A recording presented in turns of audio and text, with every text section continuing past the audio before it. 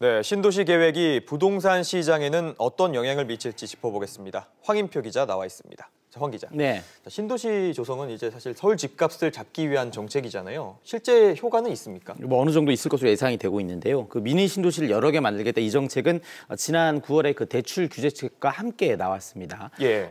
집이 아직 없으신 분들이라면 당연히 새로 들어설 신설 새 도시의 새 아파트에 관심이 갈 수밖에 없고요. 이 서울과 가까운 곳에 새 아파트 공급도 많아지다 보니까 이 서울 아파트 값이 올해처럼 이렇게 급격히 오르는 것도 당분간은 좀 어렵게 될 것으로 예상되고 있습니다. 전문가 얘기 한번 들어보시죠. 예. 무주택자의 경우에 기존 매매 시장보다는 분양 시장을 통해서 내 집 마련을 하려는 수요가 더 늘어날 수가 있고요.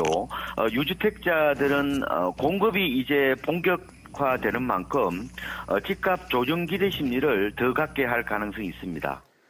그런데 부동산 시장이 여전히 불안하다는 전망도 나오고 있거든요. 이건 무슨 이유 때문이죠? 예를 들면 서울은 서울대로 또 신도시는 신도시대로 집값이 각각 오르는 상황이 될 수가 있는데요.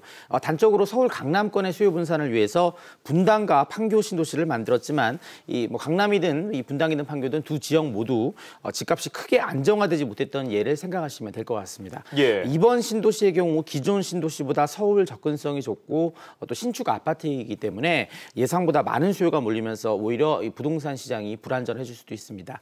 이 때문에 일정 기간 동안 매매를 금지하는 전매 제한 그리고 의무 거주 기간을 정하는 등 어떤 식으로든 이 투기 심리를 사전에 차단할 수 있는 정책도 함께 시행돼야 할 것으로 보입니다. 네, 황 기자, 그런데 신도시를 만든다는 게 무조건 환영받는 일은 아닌 것 같거든요. 그렇습니다. 우선 그 시간이 좀 오래 걸립니다. 후보지를 선정한 다음에 이제 토지 매입도 해야 되고요, 택지 조성도 해야 되고 그리고 아파트를 지어서 실제 입주까지 최소 5년이 걸립니다. 예. 만약 지역 주민 반대로 이 토지 매입이 예상대로 되지 않으면 그보다 시간이 더 오래 걸릴 수 있는데요. 실제로 참여정부 초기에 결정된 2기 신도시인 이 파주 운정이나 화성 동탄 신도시의 경우 올해가 돼서야 입주가 시작된 경우도 있습니다. 당장 그 무주택자의 갈등을 해소하는 데 한계가 있는 겁니다. 이 때문에 좀 주무부처인 국토교통부에 좀 속도감 있는 정책이 필요하다는 얘기가 나오고 있고요. 예. 이 두 번째가 교통입니다. 그 일자리가 많은 이 서울과의 접근성이 상당히 중요한데 2기 신도시의 경우 제대로 된 그 광역 교통망을 갖추지 못하다 보니까 이 출퇴근 시간이 오래 걸려서 신도시로서의 제 역할을 다하지 못했다는 평가가 많이 나오고 있습니다.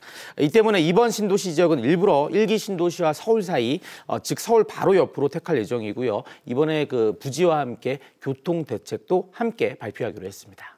네, 알겠습니다. 황 기자 이야기 잘 들었습니다.